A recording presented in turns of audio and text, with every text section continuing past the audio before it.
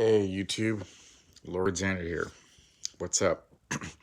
What we have here is a DCeased #1 of 3, the Unkillables. This is a continuation of the awesome DCeased limited series. In my opinion, DCeased was way better than any of the Marvel zombie lines. It made bank. It was a successful series, and we're going to get into this one again. Comic books are not for kids because look at that price, $5 a freaking issue. Anyways, from what I know, digital sales really haven't, improved. They're flat, and the floppy sales of most books, especially DC and Marvel, due to going woke, have been declining for 4 years now. But again, you have awesome gem titles, rare gems, and a pile of poop like DCeased.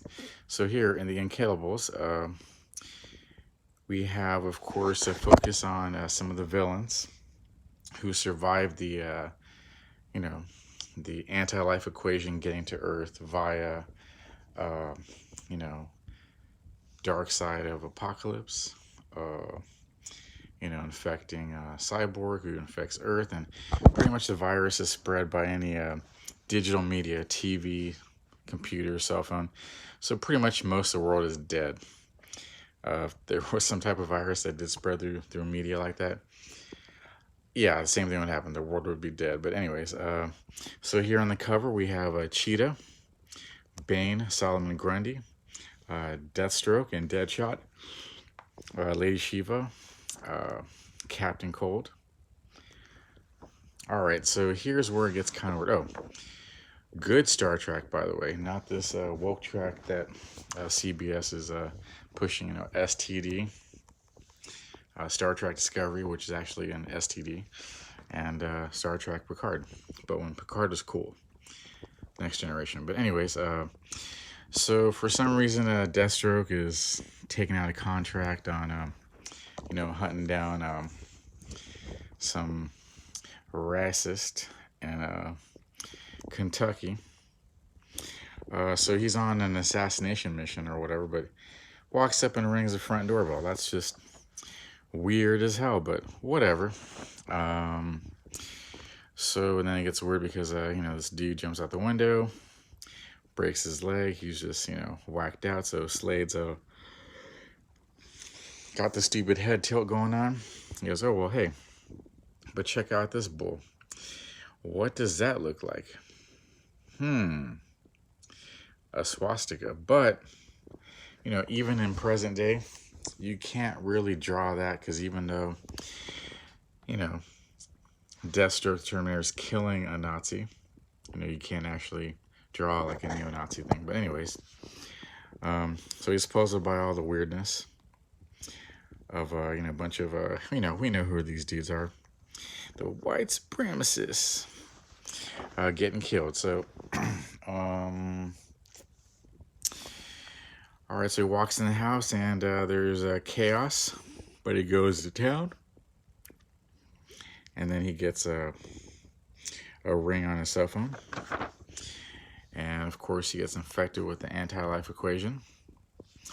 And, we think that he's done. But anyways, all right, so again, the villains of the undead and toy form. I'm sure DC's gonna make bank on that. Anyway, so there's Slade Wilson wakes up and he's murdering some dude. But this is day 2 of the anti-life equation. So it took him a whole day. So apparently his healing factor that he had was able to overcome the anti-life equation virus, and he's okay. So here we have the Red Hood, aka Jason Todd, one of the former Robins, going into the bat cave and finding, blood. So now the bat cave. I thought of all the people. Okay, so of all people. So Nightwing's dead, Bruce Wayne, Batman's dead, and Robin's dead. And of course, there's Ace. He's alive, because he's a dog, And here's a picture of the, the Bat family. So he buries them, and later on we're gonna see what he puts on, the grave markers of at least one of them. So he takes the car, and this is what he writes: Bruce Wayne, father, mentor, blank blank, and Batman. So I know that Red Hood and most of the members of the Bat family have issues with Batman, but I don't think they would ever write that on his headstone. So I think that's BS. That's just Tim Taylor being a ASS. But anyways, all right. So here we have Slade Wilson's daughter. Apparently she has precognitive powers or whatever. So every time she leaves, she dies, whatever. So he's going to save his daughter. He's flying a helicopter, and Man-Bat is infected.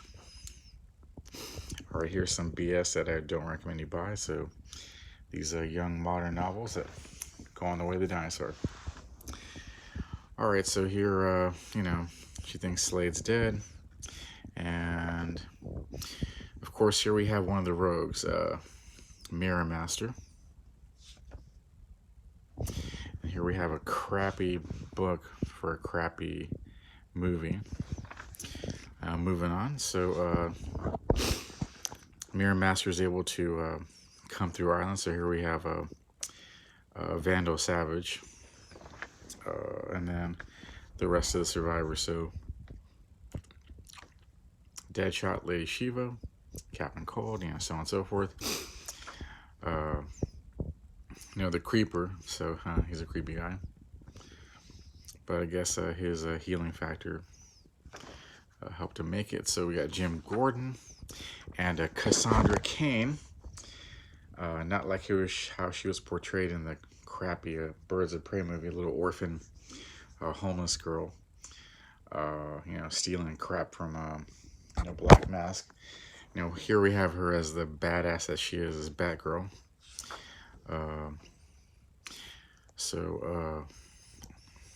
Jim Gordon survives, but what's his face, Bullock dies, and then of course Red Hood saves him, and of course there's no need to keep identity secret. So find out that Barbara's dead, and of course he's sad. You'd think more members of the Bat family would be able to survive this, but in this universe, no.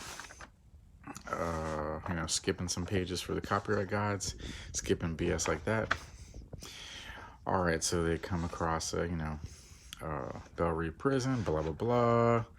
Save some orphans, and we're off to the next issue. I didn't really like the Nazi thing in there, killing Nazis, anyways, it's I think virtue signaling, shoved into a comic book that's not in any way just to have it there to just prove that we're against the white folks, the white racists. Anyway, so I'll probably get the next two because I like this, but I'm hoping they leave out the woke BS. And thanks for watching the video, subscribing, and leave a like, comment, and we'll see you at the next video. Have a good night, evening, wherever you're at in the world. Bye-bye.